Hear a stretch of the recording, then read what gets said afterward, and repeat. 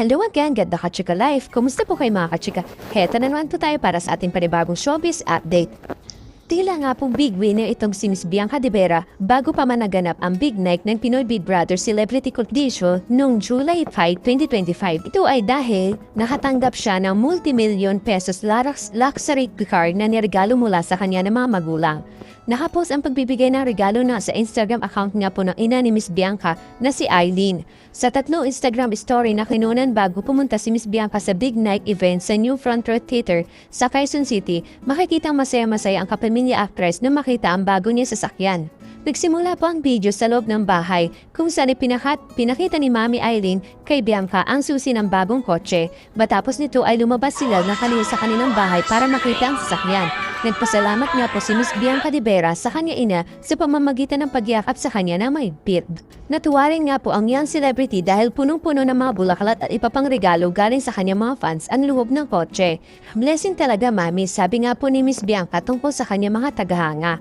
Ayon nga po sa fans accounts ni Miss Bianca, ang sasakyan ay Mercedes-Benz V-Class V220 di Advan Grade Extra Long na nakakahalaga nga po ng 5.9 million pesos. May kaya ang mga magulang ni Miss Bianca na successful sa iba't ibang negosyo. Si Mami Eileen isang importer at may connection sa fashion industry. Ang ama naman ni Miss na si Mon ay may malaking negosyo na sa life safety system industry at isang professional race car driver. Samantala, dumako naman po tayo sa iba nating showbiz update. Dapat walang hangganan, sagot nga po ni Mr. Anjo Marodo nang siya ay ma-interview kung hanggang saan dapat ang pagmamahal at pag-aalaga sa pamilya. Pagpapatuloy pa nga po ni Mr. Asanjo, pagpamilya mo kasi wala kang tatakbuhan at sino ba makakasama mo hanggang sa dulo, diba? Pag wala na lahat ng mga ito, pamilya pa rin talaga.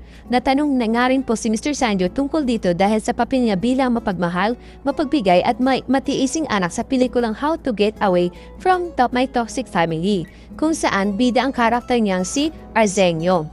Sa pelikula, masusubukan ang hangganan ni Arsenio. Pinilit naman ni Arsenio na naintindihan hanggang dulo hanggang sa kahit na sariling pangarap niya, kinalimutan muna niya para sa kanyang pamilya. Pero yung kaisa-isa kasing tao nag-hold, kinakapitan niya doon ito ay madadamay. Kaya din siguro yun yung naging hangganan. Na ito na lang kasi kaisa-isang pinangahawakan ko para gawin ko to para lahat sa inyo. Tapos nawala pa dahil sa katoksikan ng pamilya natin. Ayun nga po. Kung siguro talagang apektado na yung pangsarili mo, yung mental, emotional, physically, lahat na yung being mo bilang tao, tapos may mga kapangarap ka pa, gusto mong bumuo ng sarili mong pamilya, pag lahat yan, siguro medyo may isasantabi o naapektuhan dahil sa kanila. Yan siguro dapat lang magdesisyon na ng tama. Kumbaga, hindi naman ako nagdamot, binigay ko naman lahat. Sa tunay na buhay, family man na po si Mr. Asanjo, nakaka-relate ba siya sa kanyang role? Ito po ang katanungan sa kanya. Lahat ni Mr. Sanjo, parehas kaming pangatlo, parehas kaming middle child, may ate rin ako, may kuya rin ako, yun yung mga medyo parehas. Siguro ka Arsenio, hindi naman ganun kasi yung sitwasyon sa pamilya namin, pero excited akong gawin siya. Yung ganung klaseng sitwasyon sa pamilya kasi hindi naman bago sa akin yun, di ba? Kahit paano, naririnig mo sa community mo at sa trabaho mo, di lang naman sa bahay ang pagiging toxic nano. Marami sa school sa lahat ng lugar. Nag-enjoy na ako kasi bago siya sa akin, gusto ko ma-experience mapunta sa ganung klaseng sitwasyon. Ano kaya mararamdaman mo kung yung pamilya mo ganito? Kaya naging exciting sa akin. Naging challenging din ang nakakatuwa na.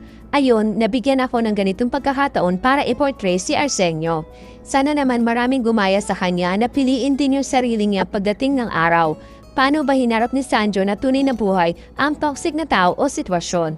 Sa totoo po, sa tao po yan, kung papayagan mo no magpas sila sa boundaries mo, nasa sayo na yan, yung mas magiging problema mo yon. Pero kung lilimitahin mo naman yung boundaries, well, may risks din na pwedeng ayon magkaroon ng problema yung pamilya, yung relationship, iyon siguro ang pinakamagiging advice ko lang. Mahalaga pa rin ang alam ng tao ang kanyang boundaries. Kung sobra-sobra mo naman yung kinikita mo, meron ka naman talaga, 'di ba? Bakit naman hindi? Ngunit, kung maapektuhan na siguro yung sarili mong future at sarili mong kinabukasan, di ba? Yan siguro medyo hindi tama yung pati yun. Natatamaan na yun pansarili mo. Nakausap nga po si Mr. Sanjo at sa pinakaw ng Philippine screening ng How to Get Away from a Toxic Family noong nga po June 18 sa Cinema 76 Cafe. Ipinuduce nga po ito ni OGD Production ni OG Diaz at ng Creative 10 Entertainment. Sa direksyon nga po ni Lawrence Fajardo, mapapanood ang pelikula sa SM Cinemas simula nga po sa July 30, 2025. Samantala, dumako naman po tayo sa pinakahuli natin showbiz update dahil nga po patuloy pa rin pong pinag-uusapan ang issue po na mga sabungerong nawawala. Ito na nga po inalmahan ng mga fans ni Mr. Alden Richard ang pagsisingle out sa aktor ng isang fandom tungkol sa pagiging endorser nito ng isang online gambling. Bakit daw si Mr. Alden na ang binabanggit ng fandom na hate ang aktor? Bakit daw po hindi mabanggit ang ibang endorsers dahil ba kaibigan ng iniidolo nila? Bakit daw ini-edit ang pangalan ng ibang endorser na kung tutuusin mas nauna pang kinuha kaysa kay Mr. Alden? Gusto malaman ng fans ni Mr. Alden ang rason kung bakit ang Asia Multimedia Star lang ang kanilang nakikita. Nabasa na po natin ang ilang comment patungkol kay Mr. Alden. Hindi naman daw naghihirap ang aktor sa rami ng project at endorsement nito. Pero nag-i-endorse pa rin ang gambling online. May pambawi rito ang fans ni Mr. Alden. Isa lang ang tanong nila, bakit sa kapuso actor lang sila galit? Bakit hindi isama ang iba pa kanilang kinu-call out? Wala bang sakot si Mr. Alden sa isyong ito? Nasa London pa nga si Mr. Alden Richard kasama ang kanyang pamilya na sasamantalihin ang pagkakataon para makapag-quick vacation po sila. Tapos successful na natapos po ang Barrio Festival sa London. Kaya paniguradong pagbalik na lang po ng aktor siya makakapagbigay ng pahayag tungkol sa online gambling. Samantala marami naman pong natuwa na mga netizen ang labas ng mga photo na magkakasama sina Mr. Alden Richard, Mr. Rayber Cruz at Miss Julia Ann San Jose habang nasa London sila para sa London Barrio Festival. Kahit kasi okay na sina Mr. Alden at Julie, maraming beses na silang nagkasama sa project dito.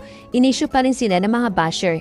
Game na game ang tatlo na makapag-picture taking sa Pinoy fan na dumalo sa nasabing event. May photo pa nga na magkatabi sina Alden at Miss Julie. Nakaabay si Mr. Alden na magjowa. Pinaabot talaga niya na ang braso niya hanggang kay Mr. Raver. Tuwang-tuwa ang mga fans na pumunta sa nasabing event sa masayang performance ng tatlo. Si Mr. Alden nga lang ang daming kinanta at sa opening field ang performance. At alam niyo po ba na umikot pa siya para makapagkamay sa mga kababayan natin doon? Sama nga po ni Mr. Alden Richard sa London ang kanyang ama at ang dalawang kapatid na babae. Mag-i-extend sila ng stay roon para makapagbakasyon, lalo at first time nga ng family niya sa London. Thank you for watching. Kung nagustuhan niyo po ang video ito, subscribe na sa Starlight Showbiz YouTube channel and please don't forget to hit the bell button for our latest updates.